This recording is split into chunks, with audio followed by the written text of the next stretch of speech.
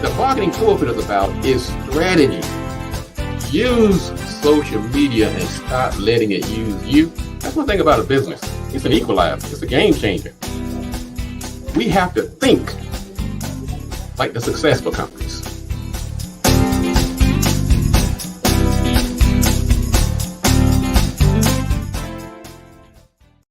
Welcome to the Marketing Pulpit Show. I'm Robert Gatewood, your host, and we are here every Friday at 10:30 a.m. bringing you the good marketing gospel. We're not saving souls, we're saving businesses, saving jobs, saving our community. Now, if I happen to save a soul, hey, that's okay. We'll just call it icing on the cake because we're all on a mission. We are building strong businesses in our community and putting people to work.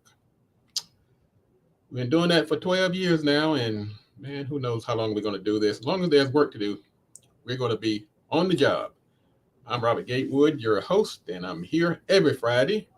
You can go to marketingpulpit.com to find out more about the show. You can also go to my company, gatewoodmarketing.com. Find out more about my company. I am a business developer by trade. I've been working in the trenches now, helping companies get off the ground. And the ones that are already off the ground, trying to get them a little higher up the ladder. So we are a business development company, and I've been doing that now. I do it for the Small Business Administration as a consultant with the 8A program. And let's see, I'm also an adjunct professor at Prince George's Community College, where I teach marketing and social media and networking. I've written a couple of books, one called Played in Full. The other is called Smarter Than the Boss. And I'm just glad to be the host of this show and to greet you every Friday, as we have done for so many years. Now, you can go to Facebook, you can go to LinkedIn, you can go to Instagram, you can go to YouTube and watch the show live, right from your desktop and from your phone. And we also have a great archives at the YouTube. Go to YouTube, you can subscribe to our channel. Just go to youtube.com/C/marketing pulpit. You can also catch us live on these other platforms. And if you don't have any social media, just want to catch the show, just go to Marketing Pulpit. And we have the show live right there on the homepage, streaming every Friday. And you can catch the archives of the past shows. So this information is vital, and we've made it easy and accessible for anyone who dares to step their toe in the entrepreneurial pool. You do need help. Whether it's my help or somebody else's help, this is not a job you want to tackle by yourself. I can assure you that. And many in my listening audience, I'm sure, will attest to that fact when they step out there and say, wow, man, this wasn't as easy as I thought it was going to be. But it's a process. We have a great show lined up today. Later in the show, I'm going to talk about your website. Should you be paying for your website? Shouldn't your website be free? I know you're saying, wait a minute now. Whoa. I paid big money for that website. Well, it depends on how you look at it. Because I personally think your website should be paying you instead of the other way around. So it's like an investment. You have to look at your website as an investment. And like so many investments, there are some steps in the process, and we're going to go through those later in the show in our marketing sermon. Should your website be an expense? Or should you look at it as an asset? So we're going to talk about that later in the show. We're also going to talk about some things that are happening in the news. We still have people acting rather bizarre. So we're going to ask ourselves again, why are people so angry? We also had another police shooting of an unarmed black man. We're going to talk about that. Let's see, what else we want to talk about? We got a lot to talk about. So stick around, get yourself comfortable, grab yourself your favorite beverage. I have my cup here. I'm not going to tell you what's in it. It's coffee. But I don't know, man. Sometimes you need something a little stronger. Man, that's good stuff. Notice that brand? I'm in the branding. Got a brand at all times. Always be branding. ABB. Let's see. This is also Good Friday. We have Easter coming up in a couple of days. We're going to talk about that. What is Good Friday? Also, this is tax weekend. Easter and taxes. Man, what a combination, huh? Taxes and Easter. But this is Good Friday. Good Friday is part of the Easter celebration. And of course, Easter is a Christian holiday that celebrates the resurrection of Jesus Christ. It is said in the New Testament of the Bible that Jesus resurrected after 3 days after being crucified by the Romans at Calvary, which is a hill outside of Jerusalem. Now, the holiday concludes a series of events and holidays that begin with Lent, which is 40 days period of fasting and prayer and sacrifice that ends with the Holy Week, which is Thursday, and also coincides with the celebration of the Last Supper with Jesus and his 12 apostles. The holiday itself is observed on Sunday, which this year is going to be on April 17th. Let's see here. Now, this is part of that Holy Week. Now, the holiday itself does not actually take place on the actual anniversary of Jesus' death, but Easter itself falls on the first Sunday after the first full moon after March 20th, the nominal day of the spring equinox. That's a mouthful for you, right? Which means Easter can fall anywhere from March 22nd to April 25th, if you're over here in this part of the world. Now, the Holy Week is the week before Easter. Then there's Palm Sunday, which is the Sunday before Easter. Then there's Holy Monday, which commemorates Jesus cleansing the temple. There's Holy Tuesday, which recalls Jesus' description of his disciples on Mount Olives. And Holy Wednesday recalls Jesus' decision to betray Judas's decision to betray Jesus with 30 pieces of silver. Man, we've heard that term quite sell somebody for 30 pieces of silver. There's a Monday, Thursday, which commemorates the Last Supper. Good Friday, which actually recalls Jesus' death on the cross. Holy Saturday is the last day of Lent. And of course, Easter Sunday commemorates the resurrection. So, regardless of your faith, this holiday will be celebrated this weekend. And Sunday is the official Easter holiday celebration. So all of you, I know when I was a kid, that was one time a year we got a brand new suit of clothes. I never forget the last time my dad took us to Charlotte, North Carolina. Man, he bought us a brand new green double-breasted suit. Man, I still remember that. And people put on bright colors and Easter egg hunt. Man, those were the good old days. But anyway, happy Easter to everybody. Happy Easter. And however you decide to celebrate, happy Easter to all. Say good morning to some folks that are tuning in. Good morning, Miss Maddie out of North Carolina. And I'll be checking in from time to time to see who's giving the shout outs and checking in. North Carolina that's my birthplace. Get a lot of listeners down from the North Carolina area. I still have family down there. I was going down frequently until my mom passed last year. But still, I have quite a bit of family down in Carolina. Let's see, what else is going on? This is also tax weekend. We have a lot going on this weekend. Man, this will not be a boring weekend by any stretch of the imagination. Now, this year, the IRS started processing returns on January 24th, which was 17 days ahead of last year. Last year, they were really behind. Now, they're expecting about 160 million individual tax returns this year. And generally, payments start about 21 days after that if you file electronically. Let's see, for most taxpayers, the last day to file your taxes will be April 18th this year. It typically falls on the 15th, but this year was pushed back, not because it was a weekend, but because of Emancipation Day. It's a holiday in Washington, D.C., and that's why it was pushed back to the 18th. And taxpayers in Maine and Massachusetts, they have until the 19th because of Patriots Day. I know sometimes these dates get moved around and you don't know why it's happening, but anyway, that's why we are celebrating. That's why the taxes are due on the 18th this year, not the 15th, because of Emancipation Day holiday in Washington, D.C. Now, taxpayers have until the 15th to file an extension of October. Now, you owe taxes, you still need to pay by the 15th, or you will be penalized.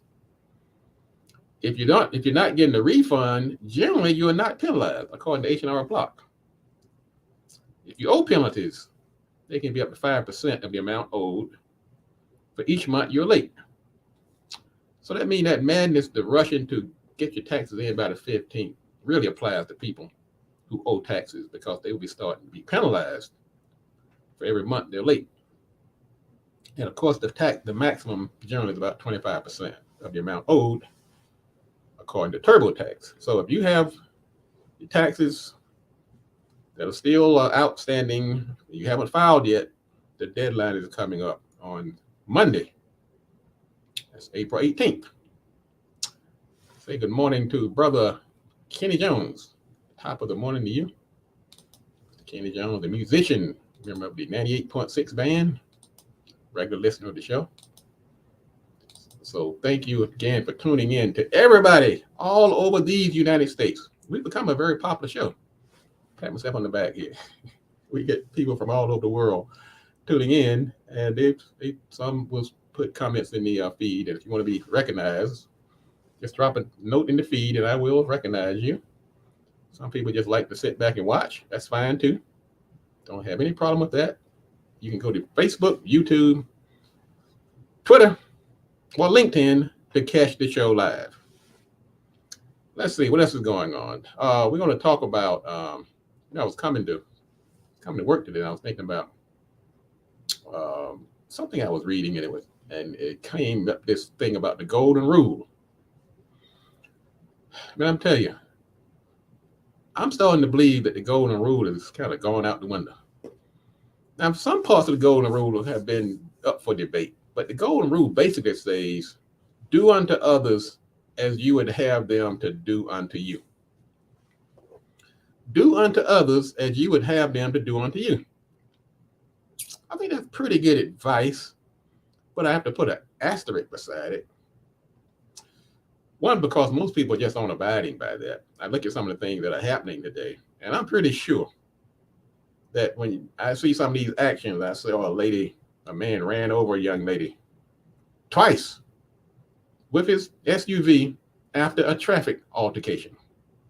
I'm pretty sure he didn't sit there and ponder the golden rule and say, well, look, since I don't mind being run over by an SUV twice, I'm going to go ahead and run this young lady over twice with an SUV. So a lot of these quotes, I think they have good intention, but I think there's a lot of, let's put it this way, emotions, and I think there's a lot of discrepancy on what that actually means.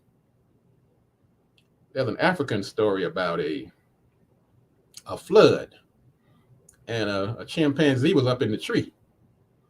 And the chimpanzee was a smart fellow. He said, look, I've heard about this rule, do unto others as you would have them to do unto you. So he watched some of the other chimpanzees, and I think he saw a couple of rabbits and a few other animals in the water. He picked them up. He said, well, following this logic, I would want somebody to pick me up out of the water if I were drowning. So he reached down and picked up another chimpanzee, he picked up a rabbit, picked up a few other small animals, and he saw a fish swimming by. He reached by and pulled the fish out of the water too. Of course, the fish, wait a minute, hold on. Put the fish up in the tree, dried him off, set him up there on a limb. And of course, that didn't have a happy ending for the tree, for the fish. Because naturally, fish need to be in the water. So when we apply do unto others as you would have them to do unto you, I think you have to consider what is their actual wish. I think some people call that the platinum rule. Don't necessarily treat folks the way that you want to be treated.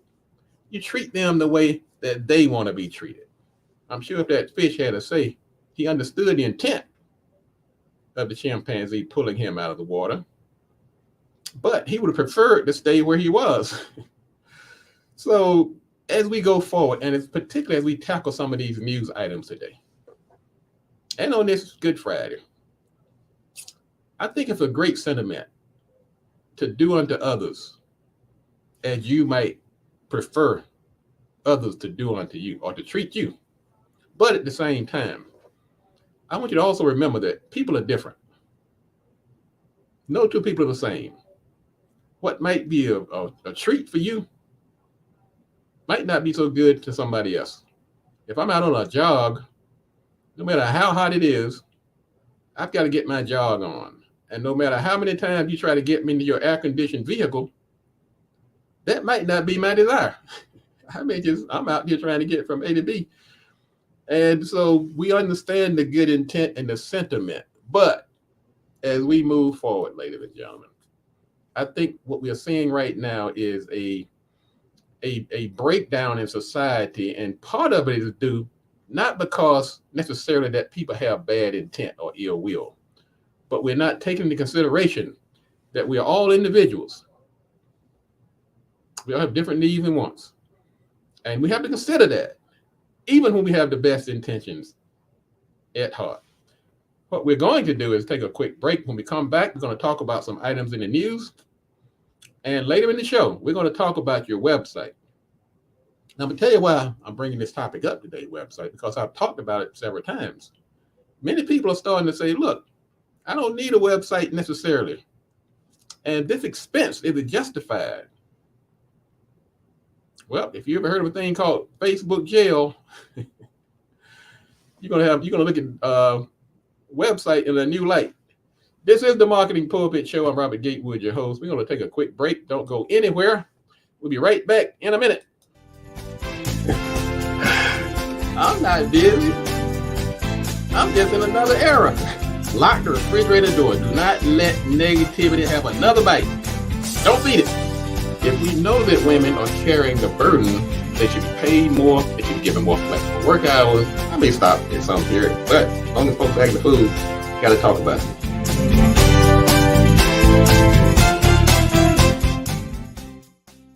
I have the saying that if you build a better mousetrap, the world will be the path to your door. Now, that's a notion that has been around for a while. And what that portends is that if you're providing innovative, top-notch services and products, that the public will reward you. They will literally be the path to your door. I mean, how can you argue with that? Except it's not just good enough now to have a superior product. Yes, I want you to continue to put out a good product, but what I'm going to ask you to do today is to spend some of that energy, besides putting out a good product, you have to put some energy on getting the world to beat that path to your door. No matter how good your product is, if people don't know about it, they're not coming to your door, and it's certainly not beating the path.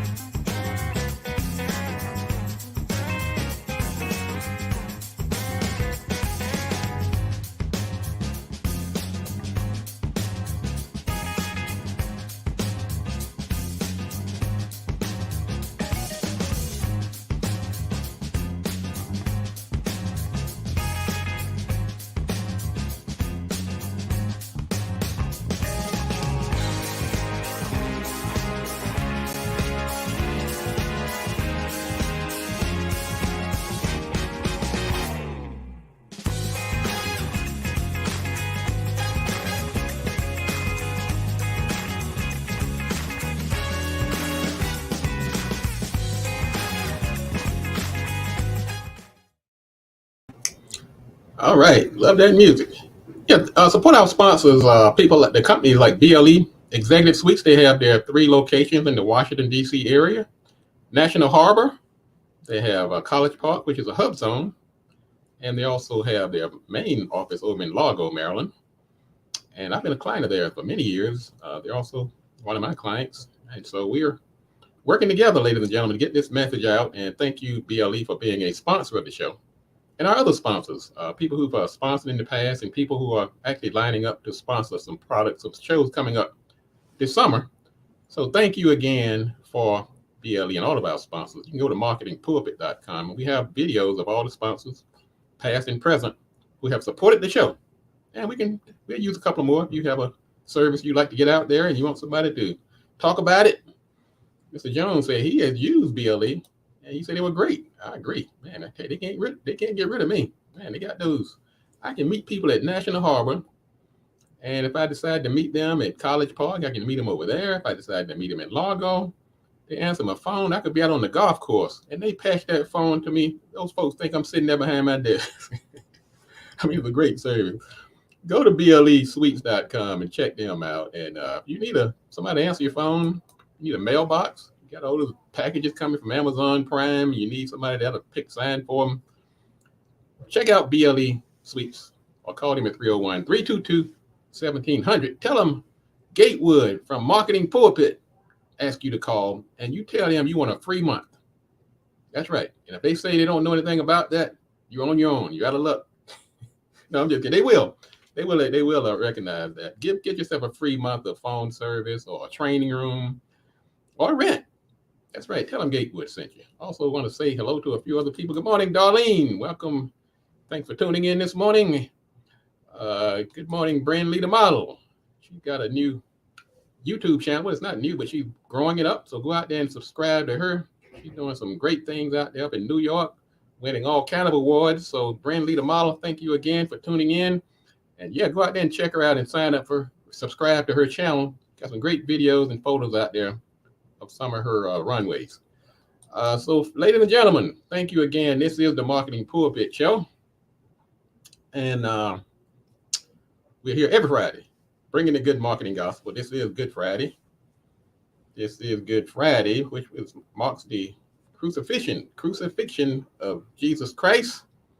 And he arose on Sunday, which is going to be celebrated on April 17th. Also, this is tax weekend on April 18th. Gotta get those taxes in.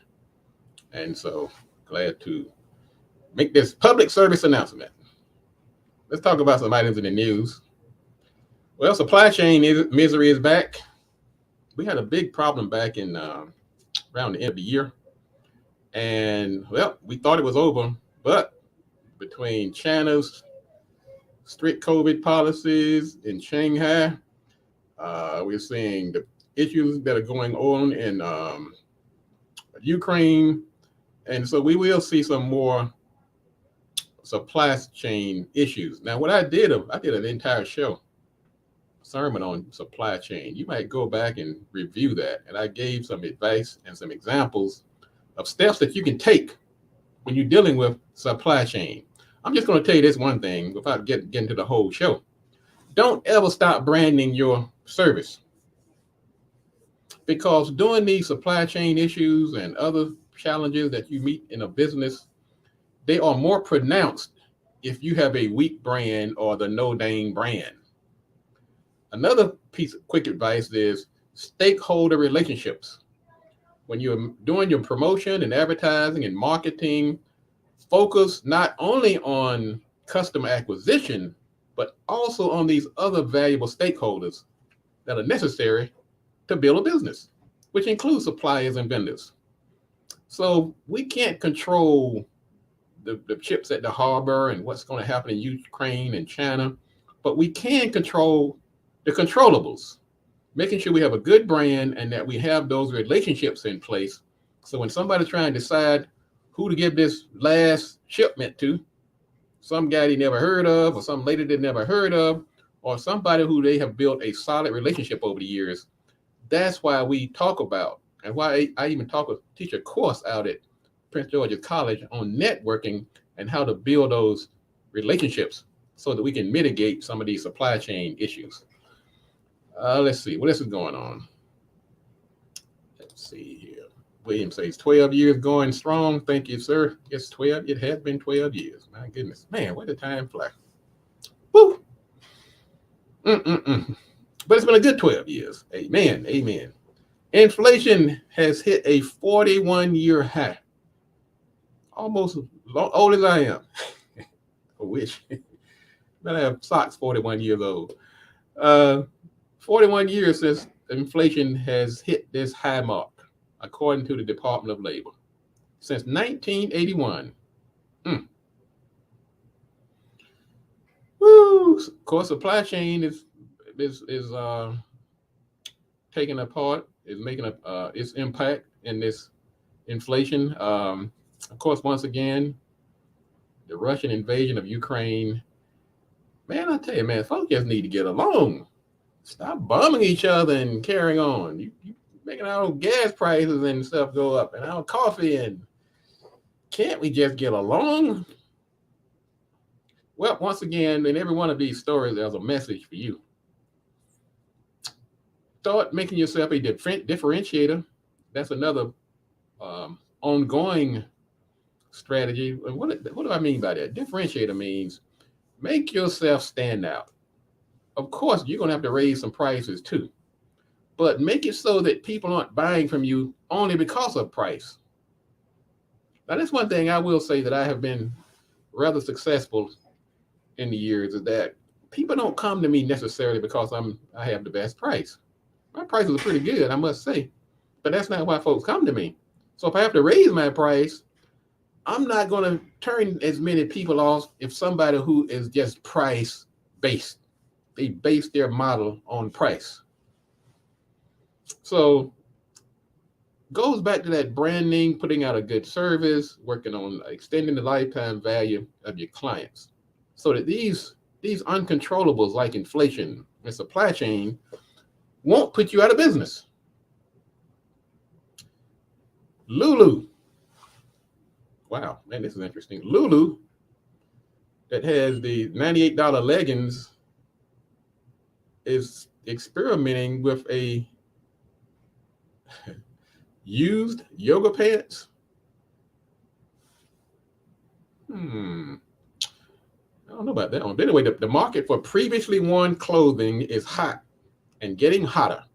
And Lululemon is starting a process, a service where they're recycling yoga pants. They've tested it in Texas and California, and it will be expanding nationwide this month. That's interesting. Never thought of yoga pants as something that somebody would get secondhand. Anyway, interesting. Elon Musk has Plan B for Twitter. He actually made a bid to get it for $43 billion. He bought about a 9% share a few weeks ago, and now he's offering to buy the entire company for $43 billion.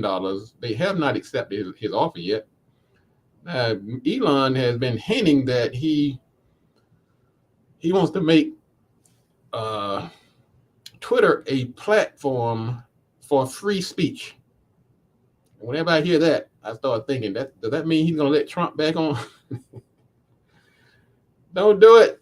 Don't do it, Elon. Don't do it. I mean, I know you've done some amazing things with Tesla, and even the mention of his buying into Twitter caused the stock to rise. But back this past summer, Twitter stock was trading about $75 a share. And then politics and a few other things kicked in, and it has dropped down to about 30-something a share. When Elon Musk bought in about a few weeks ago, it did shoot back up to around $48 a share. Now, I've been a Twitter stockholder for many years, and it's been an interesting ride. I've seen it go way up. I've seen it drop. And so I'm really curious what's going to happen now that Elon Musk is actually jumped in it with both feet. Kmart. Anybody out there remember Kmart? That big K? That big K always made me nervous. You know, we black folks, man, anything got a K in it, we get a little nervous. Something that big, you ran down the street at night, you already worry about the police jumping on you. Then you look at that big old K coming up out of the horizon.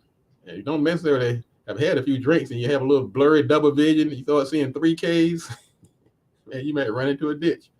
Not because of the drink. But anyway, that's not what. The news is that Kmart used to have about 2,000 locations across the country. And now they are down to the last 4.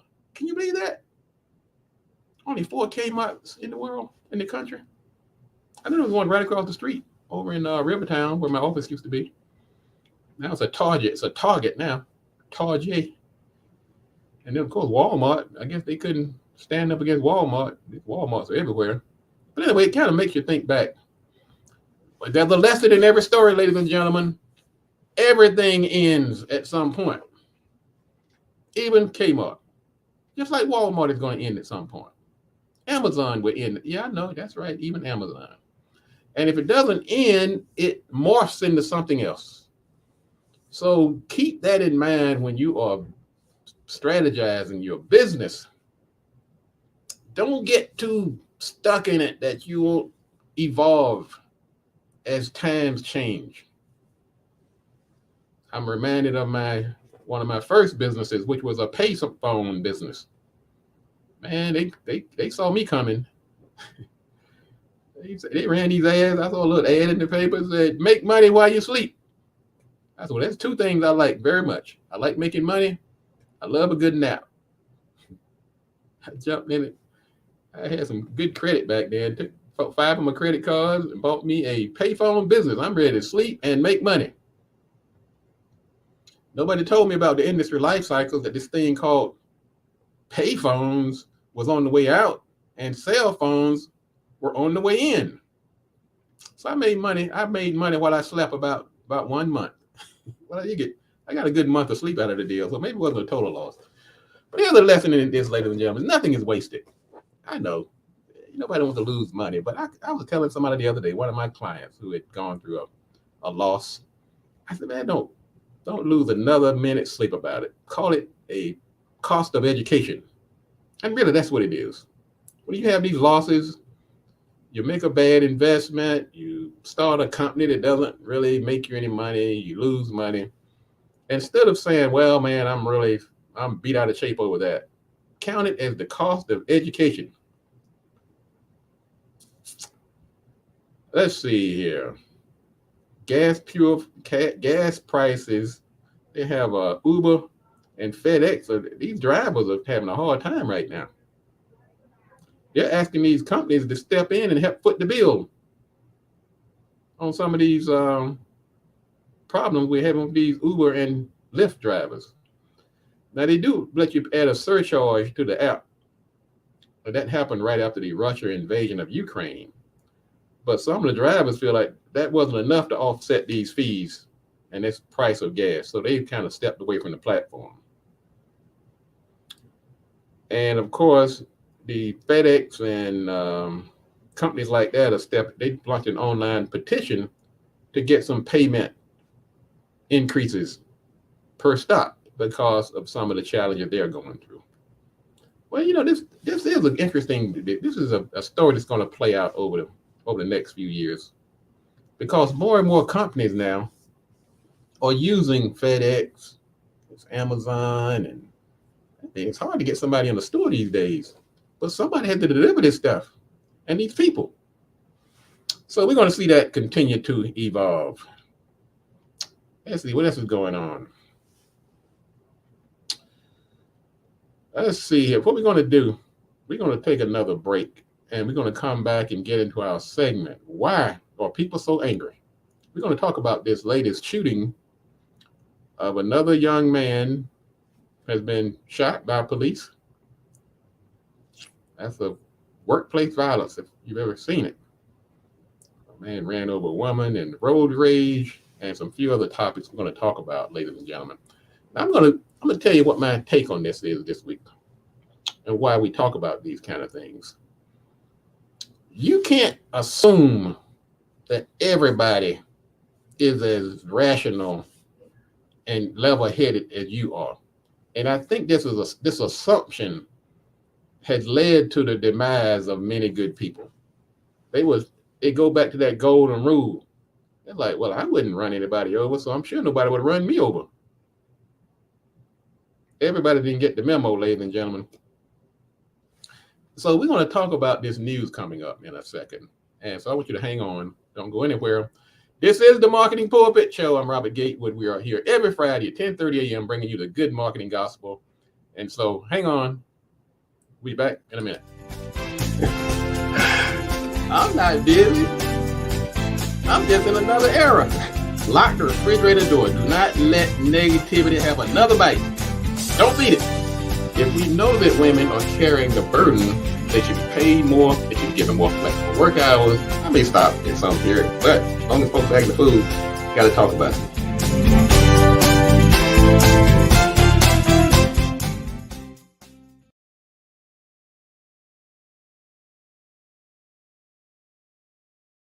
Let's talk about war in the workplace.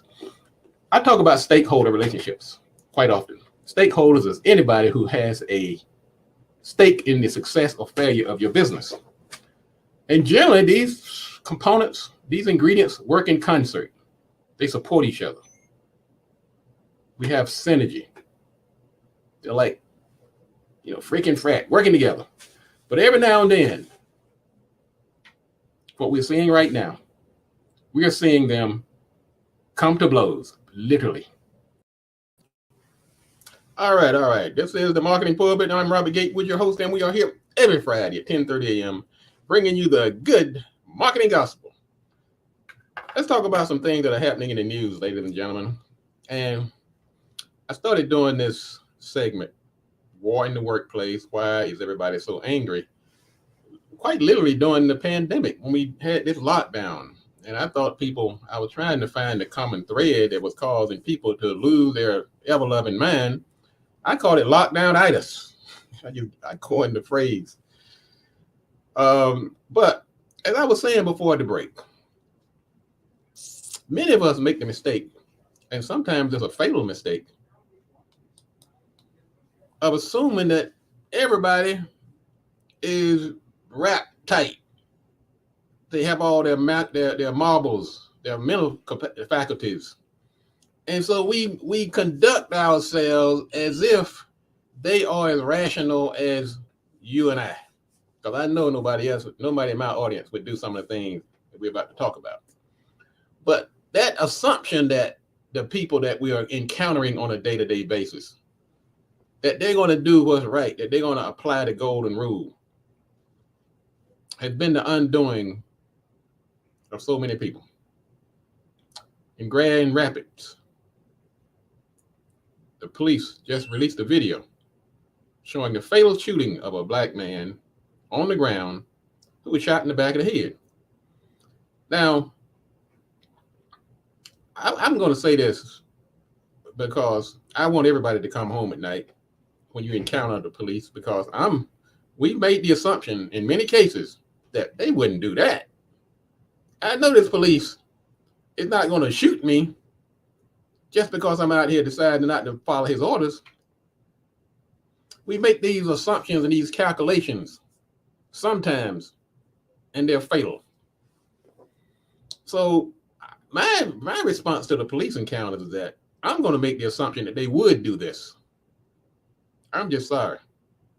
I'm going to assume that I've seen enough, I've read enough, that I'm not going to put anything beside what they might do. And I don't suggest or recommend that anybody try to tussle with the police or escape. Now, police, if you see somebody running, trying to escape, you got to wait. If this person a threat, if he's shooting at me, if he's going to harm somebody, you might just let that person go and get them later. But I'm not sure, I can't ever justify wrestling with somebody, put them on the ground, and putting a bullet in the back of their head. I just can't see it. So it's a sad day in America.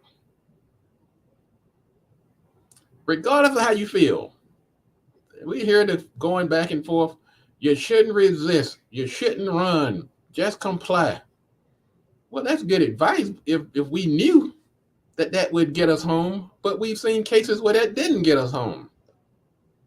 Now, your chances are greater, I will say that, if you comply, but it's not a guarantee. Nobody should be executed on the streets of this country at the hands of police. I'm not a police officer. I'm not a law enforcement official. I wasn't there. But that video, man, I have what is it, PTSD again. Whew. Anyway, it's a 26-year-old man from Congolese refugee. Officer tells him to get back in the car. He did not get back in the car, and he decided to flee. Wasn't the best move, but it shouldn't have been a death sentence. So we'll see how that plays out. Why are people so angry? A New Jersey man was arrested after he ran over a woman multiple times in a road rage incident. Now, this 23-year-old woman, she made that assumption as well. She like, well, I have this, I'm confronting this man. We've had a car accident. I'm going to take a picture of the car and the accident because I'm assuming that that's what a rational person would do. You don't assume that the person is going to take umbrage with it and run you down the road. You're trying to escape. You're running through somebody's yard and you follow her with your car, run her over. And if that's not enough, you back up and run her over again. Vincent John, a 56-year-old man, committed this atrocity. I think if we hear enough of these stories, God, I mean, some of you just can't anticipate somebody doing that. But I think the common thread is that you can't make the assumption that they're not. You can't walk around with a paranoid or in fear that somebody's going to run you over with the car when you try to take the picture of the accident. But I do say this. There are some certain reactions that are probably more likely to trigger an unfavorable outcome than others. I mean, it goes back to the Will Smith and Chris Rock incident. You can debate that all day long, but certain things are going to trigger other things. And then it comes down to what is your reaction going to be. That reaction, you always got to remember also, even if that police is wrong, even if that man that's acting crazy, you got to think about, I have family, I have friends, I want to get home tonight. Let me weigh all of the actions I'm about to take. And that police, you got to weigh some things. Do I really need to shoot this man in the back of the head? Because my life is never going to be the same.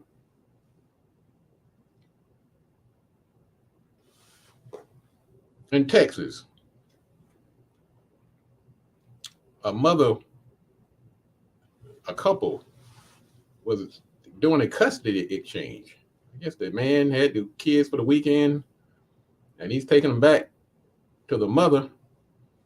And the 27-year-old mother, for some reason, she didn't like the fact that the guy brought his new girlfriend with him. She pulls out a gun and shoots into the car twice, striking the father of the children. What in the world? Woo. Now, brother, let me go back to this last story. Brother Kenny Jones, he said he did 23 years with the D.C. Police Department, and they did not handle things that way. Thank you, Brother Jones. Thank you.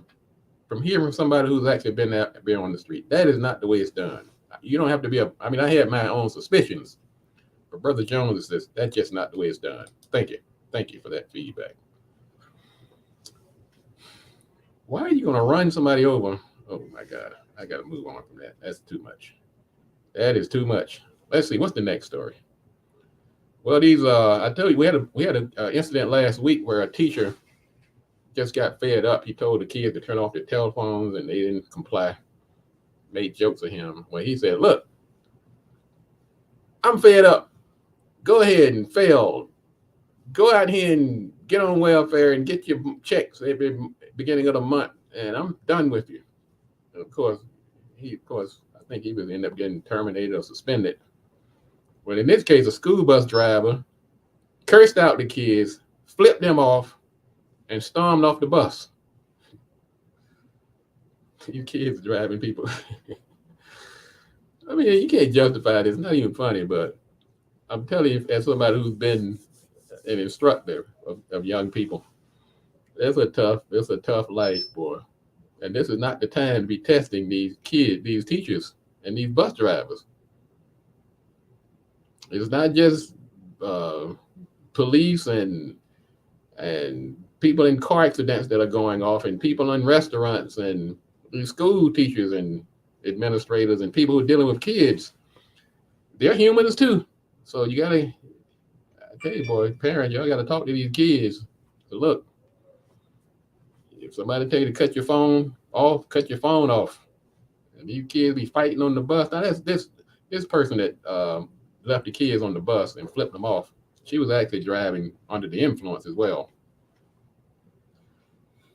Whew, my. Let's see, one more story before we get to our topic for today.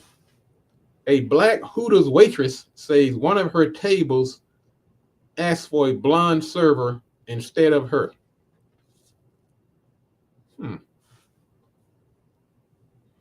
Got to think about this one. Well, first of all, Hooters is not the standard bearer for workplace decorum to begin with. So when you take a job at Hooters, you're not exactly, you kind of, I don't see, you kind of, let me walk gently here, because I'm sure there's some really decent people working at Hooters, but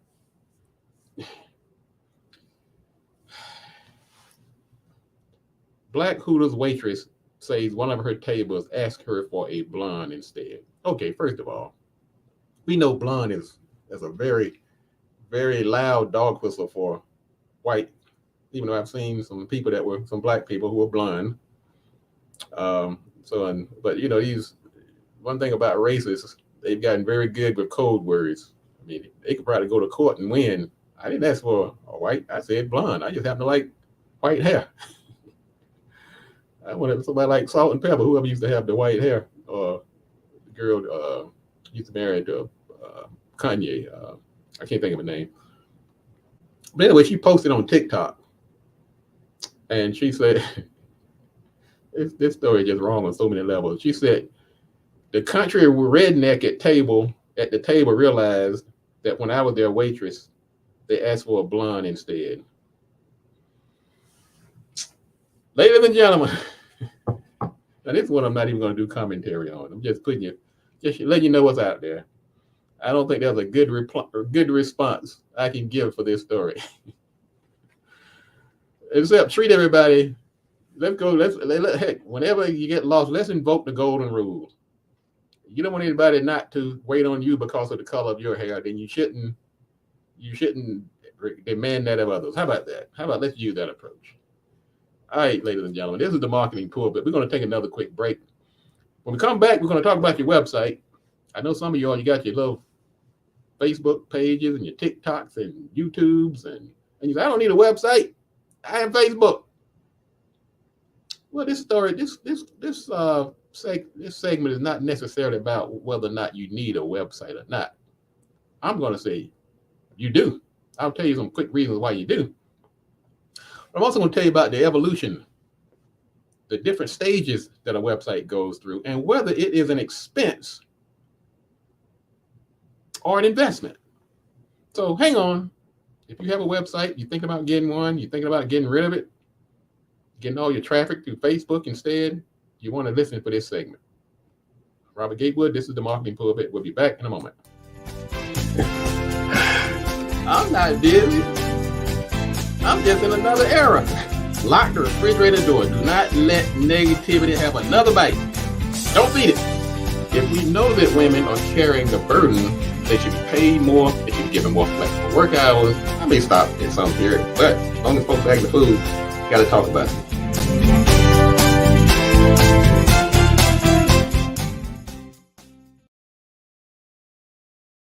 Now, we put websites, it's one of your distribution channels, it's one of your marketing channels, it's one of your locations. helps your brand. And so people have often asked me, I don't really need a website because all my sales come from word of mouth. I don't really need a website. I got this Facebook page. I don't need a website.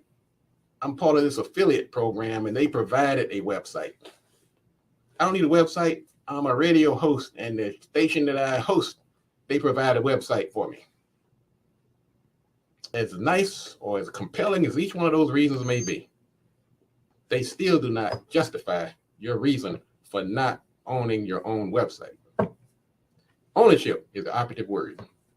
Yeah, I know I work with many celebrities. I mean, that company they work for give them the best website that money could buy. But I tell them to look, you're not going to work there forever. Welcome back. This is the Marketing Pulpit Show. I'm Robert Gatewood, your host, and we are here every Friday bringing you the good marketing gospel. We're not saving souls. We're saving businesses. We're saving jobs. Trying to save our community. So tired of us having to run to other communities, trying to get jobs and buy products and services. What about us? Can't we do this? Yes, but you got to get the information. That's why I'm offering it to you at no cost. I'm on a mission. Now, one of the things that people have been asking me about, they constantly always ask me about, is the website. I got several calls this week, people looking for websites. Some want to upgrade their existing websites. Some even ask me, do they even need a website? I'm like, huh? You asking me that in 2022? Well, didn't I say everything ends? So somebody assumes that websites must end too. Nothing lasts forever. I mean, horse and buggy was around for a zillion years, but one day, something replaced it. And also, like you said, that sometimes things don't end, they evolve. They morph into something else. But you need a strategy with anything relating to marketing and business. Now, if you don't have a strategy, your website is going to be just another expense like everything else. You're going to write a check. Your checking account or your bank account is going to get dinged every month for a recurring expense on your credit card. And that's what you don't want. But a little bit of strategy can fix that. So that your website, instead of being an expense, can become a money-making machine. That's what you want. Now that involves a process. There's a process and some work involved. But isn't that like most things of value? So starting today, I want you to start looking at that website as an investment, just like you would any other asset. Now your website, I call this a Gatewood truism. Some things I just coined myself because of just being out here so long. And I've been in the web business over 20 something years, almost 25 years. I'm one of those innovators. And I've had to keep up. I've seen it go through phases when nobody was doing their own. You had to hire a guy or a girl to pay them give them like a left, an arm and a leg to get a website.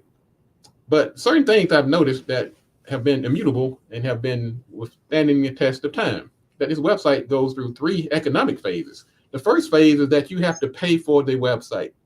You do have to divvy up some money. Whether you call it an expense, an investment, an asset, or whatever, you have to come out of your money, out of your pocket for that website.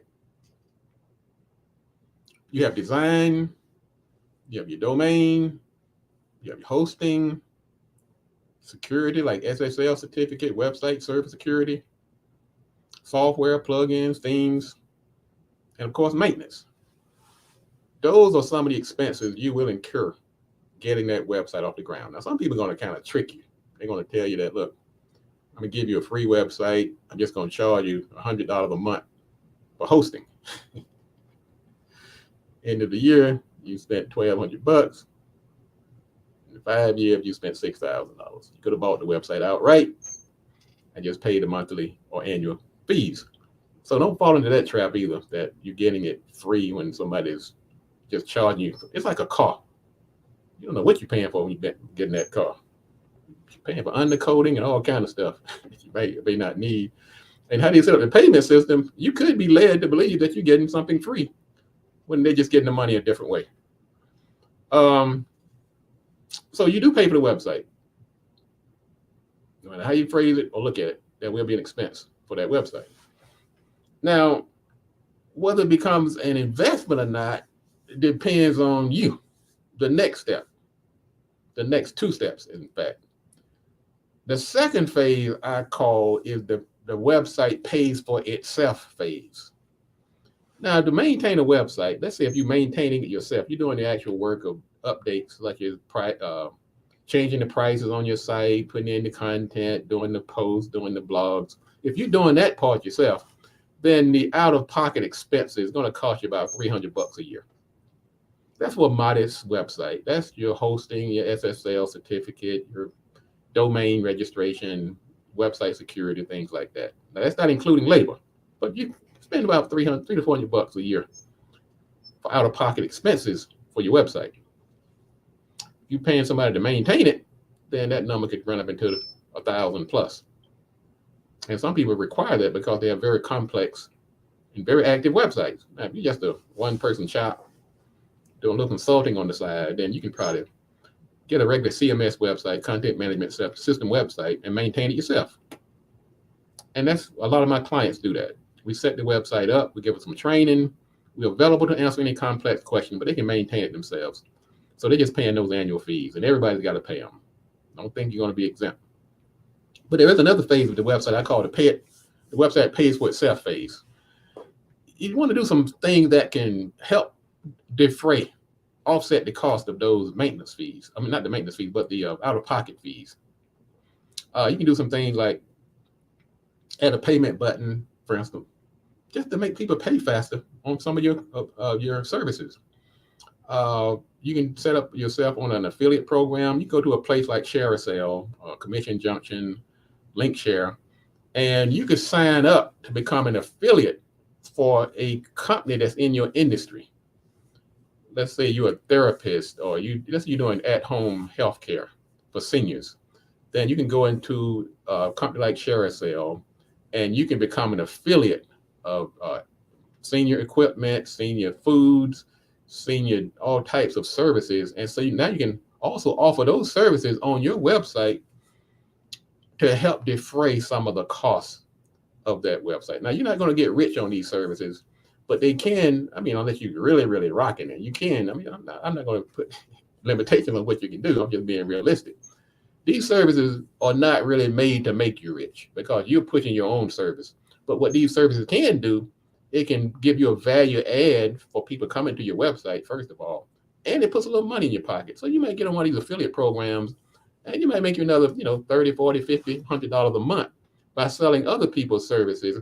And there are programs like ShareASale that you sign up for. There's no cost to you, and you get paid each time you apply for one of those companies. They accept you. Then you take their banner and their links and put them on your website. You can create a page. Let's say a page to say recommended service or related services. Put them in your sidebar and your header, banners, and so forth. Those are some easy ways to help defray the cost of owning a website. And then, of course, there are intangibles such as saving money on staff, the branding and advertising. So the website at that point is paying for itself. Now, the last phase is where I really like, and that's where you really start to think about and appreciate the value of a website. So the first one, you pay for the website. The second phase, the website pays for itself. It covers its cost. It's not necessarily making you any money, but it's not costing you anything. Third level is when the website actually starts to pay you. It starts to pay you. Like most investments, it starts to pay off. But like any other investment, it has to mature. You don't jump out the box on first day and your website start paying itself or paying you. But now at some point, you start doing things like e-commerce, you selling your books, you selling your products, you're doing specialty items, like items with your logo and name on it, shirts and things like that. You can do online classes, get it on these platforms like Teachable or Thinkific. If you have a hot service or something that's in demand that people are willing to pay for, you can really make some very good passive income with online courses. You can start charging for appointments and things like that. put a button up there, set up something like Calendly or one of these other services, and have people actually pay to come to see you, and they're doing it through your website. You can charge memberships. If you have a certain type of website or a certain type of group that you're a part of, you can charge membership to your organization through your website. Uh, you can do things like booking for speaking engagements. We have a lot of clients who do speaking engagements, and they're authors, they're personalities, motivational speakers, and they do a lot of business through their website booking. And the last one that I'm going to talk about today is the one where you really, really hit pay dirt. When you build a traffic through your website through branding and some of these other things we talked about, you can actually start generating advertising revenue. Now, a lot of the big companies, that's one of their main sources of revenue. Places like Google and Facebook and Amazon, they make a ton of money on advertising through their website. They drive traffic, they have a strategy to drive traffic, and they can monetize that traffic through their website. Now, what about the folks that say, hey, look, I have a Facebook page though. I have a MailChimp account, and they do everything a website does. Why do I need to go out and get a website? Well, it's like the difference really between owning a house and renting an apartment. And I'm not knocking people that rent, because some people have a very good reason for renting. It had nothing to do with their financial abilities. But it's the ownership aspect that you control that website. If you've ever been in Facebook jail, you can relate to what I'm talking about.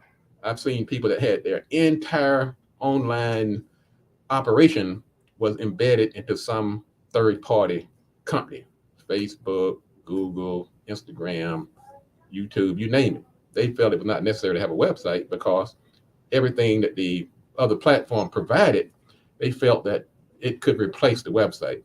Well, when you live in one of those places, you had to live by their rules. And one day you're out there making speeches and think you're selling product. You look up there, your website or your Facebook ad, your Facebook page is gone. You may have broken one of their rules. And they may have a good reason for doing it, but you didn't have a say so. And now you are out of business, literally, if you are totally dependent upon your website or your Facebook page. And then you say, well, look, I have MailChimp. I can create landing pages. I can do this. I can do that. I can build this list. And I don't need a website to do that. Well, once again, there are certain industries that you can't even get on the platform because they have deemed that industry has a alacrity or a propensity to be spammers or ripping people off. So if you have a certain industry, like if you're doing credit repair, if you're doing something like multi-level marketing, if you're doing any type of pharmaceutical products, you're doing list brokering, and certain things, they won't even take certain real estate type companies, nutritional, herbal, horoscope, mortgages, loans.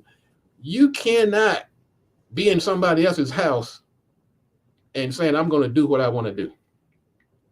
So if nothing else, that should sober you up to say, look, I need to invest in my own, where I call the shots. Now, you're never going to be totally, you can't do whatever you want always, because there are certain requirements for your server.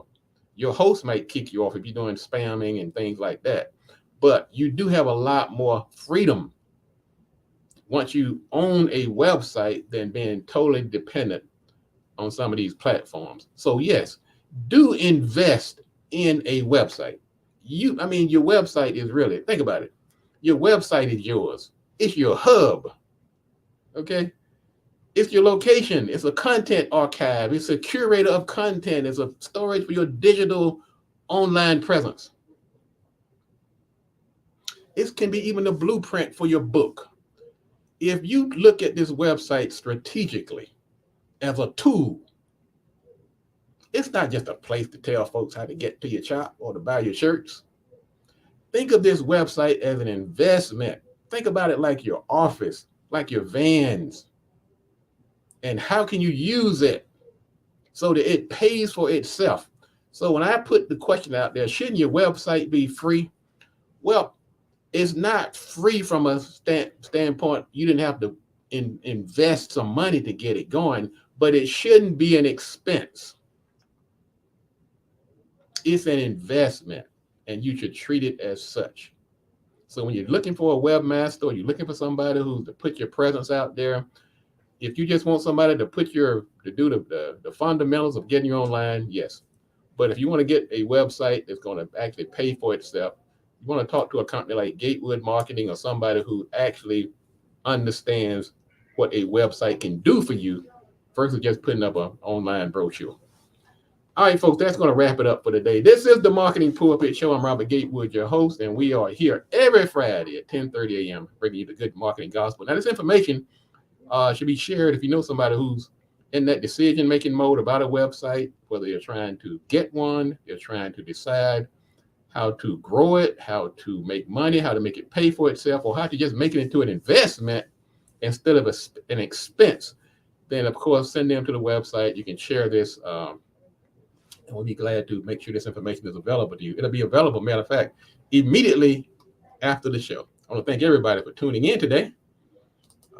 Been a great and interactive show. Kenny and William and Darlene and Maddie and Brindley and everybody else who's tuning in. I only see your names if you put in a note, but I do see the numbers, so I know you're out there. Thank you again for tuning in. Thanks for making this show the success that it has become. And like I said, don't keep this good information to yourself.